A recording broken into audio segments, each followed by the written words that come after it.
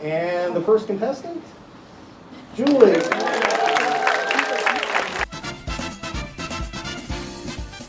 Julie, you got a guess for us? I was looking to try and find a way that the students could understand more about the business side of dentistry before they go into clinic. $14.99. All right, Azil, what do you got? $67. $3,500 from Daria. Okay. I did a lecture that just basically listed the prices of different things, but I was looking for a way to make it more engaging so that the students would actually have to think and interact with the program. Daria was very close, but it's $34.86. Wow, that's expensive. That's right, You're the man. That's right. That's right. I can tell that the students are engaged and are really thinking. There are 4 cups here, and Then they're engaged with whether that price is where they want it to be. I honestly had no idea what to expect, even the show I've never seen live on television before. But Dr. Messina goes above and beyond, so coming in I knew he would be prepared with something, have some engaging activities. I'm gonna go slow speed. okay, so most people are down here with 3, right? Kelly's got 2, right?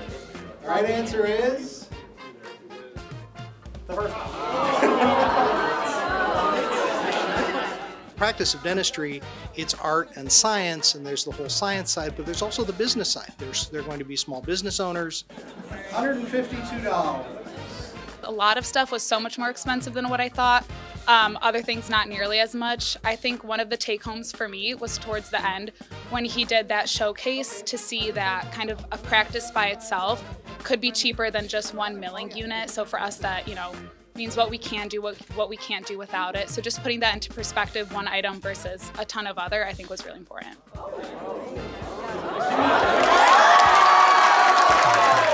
I mean, I wasn't expecting this, that's for sure. It was a lot bigger than I thought. It was super fun. The whole audience was engaging, and it was nice that we were able to have, a fun, informative class session today. The digital X-ray sensor. So it's not $58.95. Yeah, I used to watch it with my grandma growing up, especially after swim practice in the morning when my mom would go work out. She'd drop me off with my grandparents, and then me and my grandma and my brother would watch it in the morning. So I was pretty familiar with it, and it was fun that I was able to actually participate in it. Mr. $1. I had a lot of fun. I think all my classmates had a lot of fun. And it was nice to learn and laugh at the same time. I think that hasn't happened in a while.